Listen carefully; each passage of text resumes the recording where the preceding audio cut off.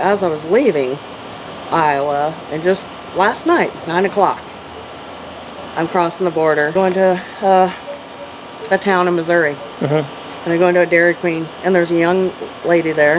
I thought she was 16, 17, and she gives me my order and hands me my ice cream, and she has cuts all up and down her arm. And it took me back to my oldest that I tried to get help for, that was trying it up here. And I just was like taken aback and kind of shaken, and I went to go get napkins. I came back and said, "Can I talk to you for a second? I don't mean to pry, but I hope you're okay." And she goes, "Oh yeah, this." She goes, "I'm getting the help that I need. I'm in a good place, and I'm no longer doing that." And I said, "Well, good." And I said, "I don't know you, but I feel some connection to you because you kind of look like my older daughter, who I haven't seen in almost 4 years." And I said, her dad turned her against me, and she was starting this when the alienation started. And I don't know your story, but some parents will turn the kid against the other parent, and that may not even be what you're going through. But I said, I just want you to know you keep up the therapy, because mothers like me and fathers like you, we're mourning the living death of our kids.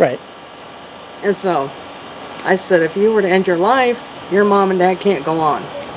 And I said, I can barely go on, and my kids are living. So I said, please don't do that, at least for me.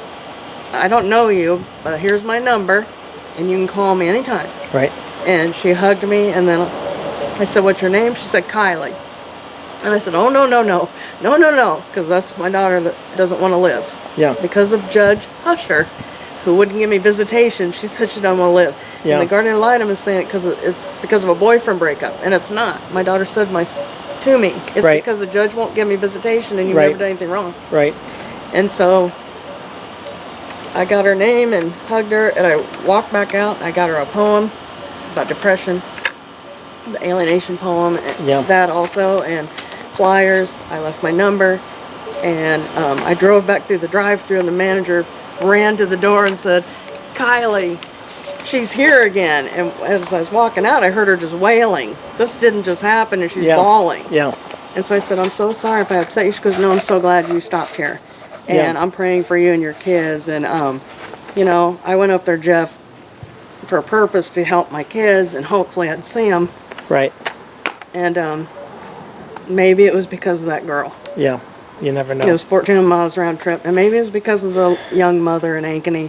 So I had two good things happen. Even though it was bad, but I connected with two people. And but then you so went raising back, awareness.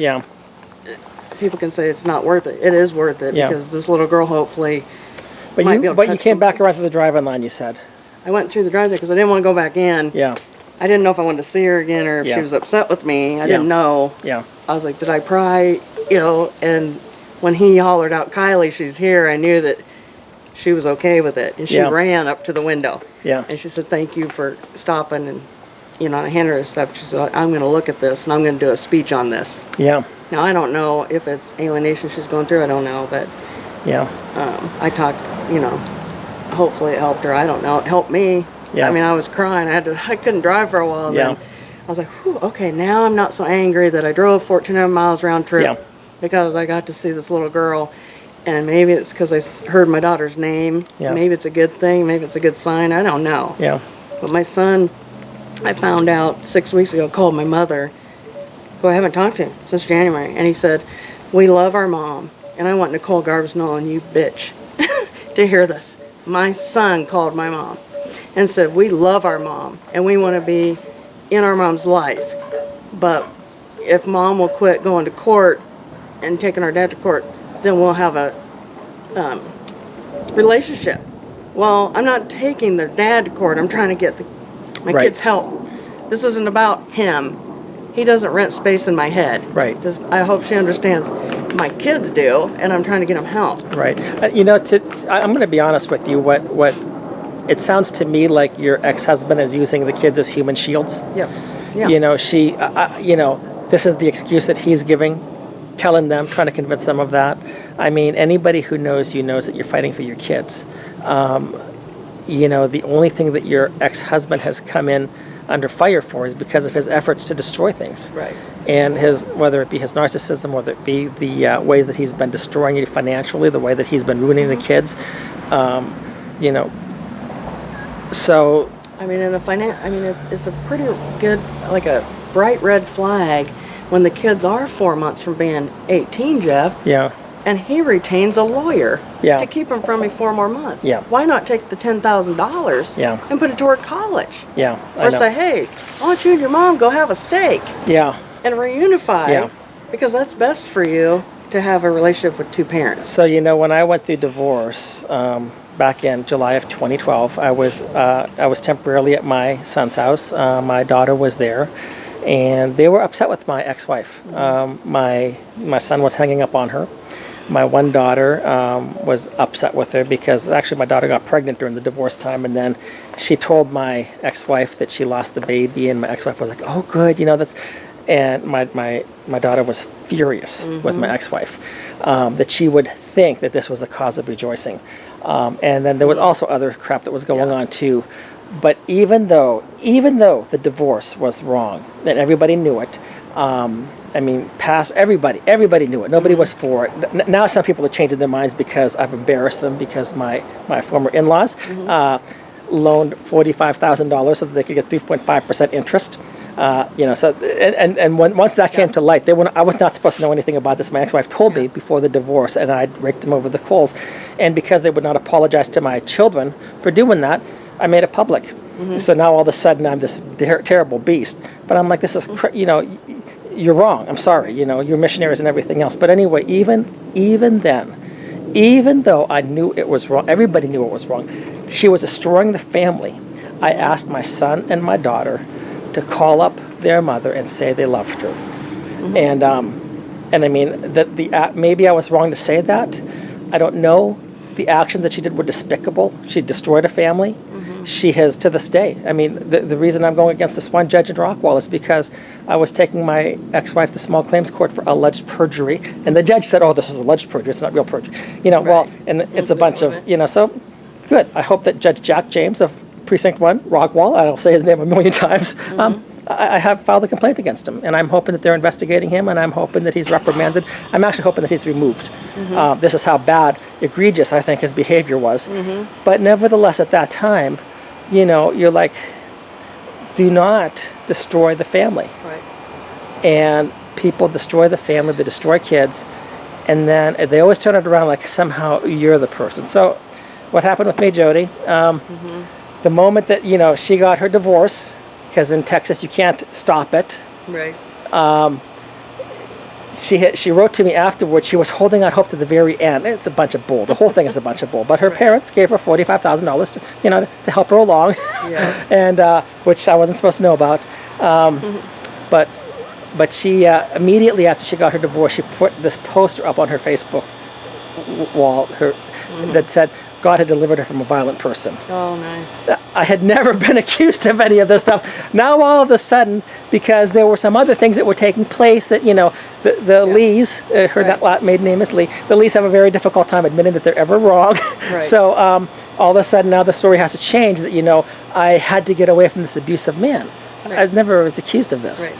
And now like she, me, and when she went down to court and said that I would kill somebody, and that my grandkids, who I was babysitting for about 80 times over the course of 9 months, were unsafe around me, when the reality was she was so infatuated with her new husband, evidently, or what? No, she said that she was suffering health issues. She would not visit. She was not babysitting my grandkids. This is under court. I've got the transcripts of it as well. Right. And all I cared about was loving my grandkids, helping my daughter, trying to get her to school.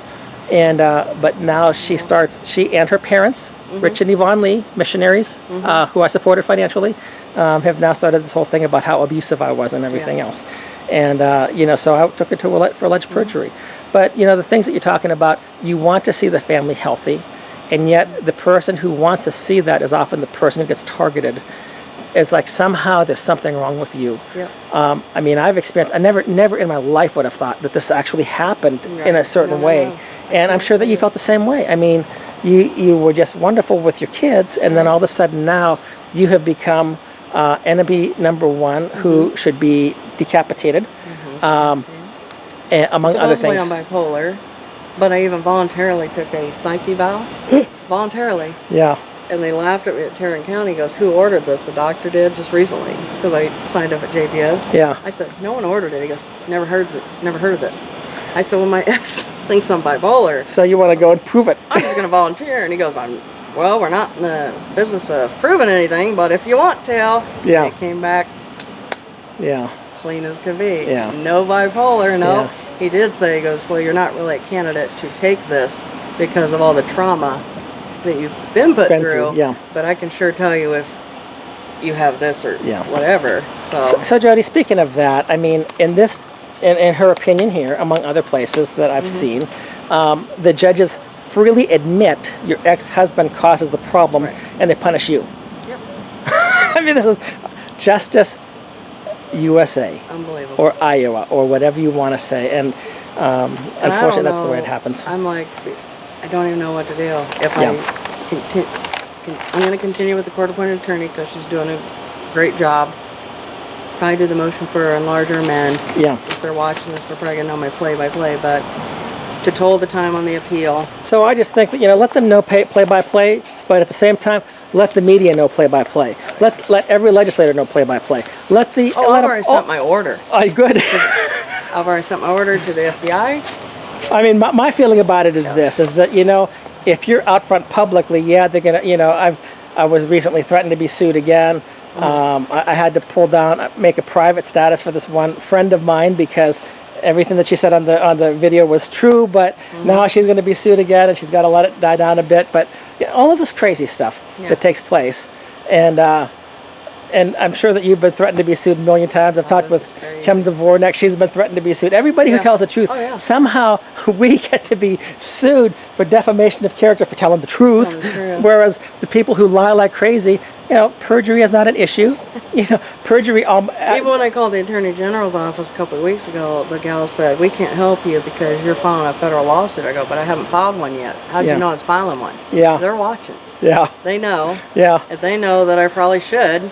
Because it's so corrupt. So I said, so you won't help me when you're supposed to help if there's a consumer issue. What if I have a consumer issue? No, we can't help you because you're filing a federal lawsuit against people in the state. I'm like, wow. Yeah. Hey, hold on just one moment here.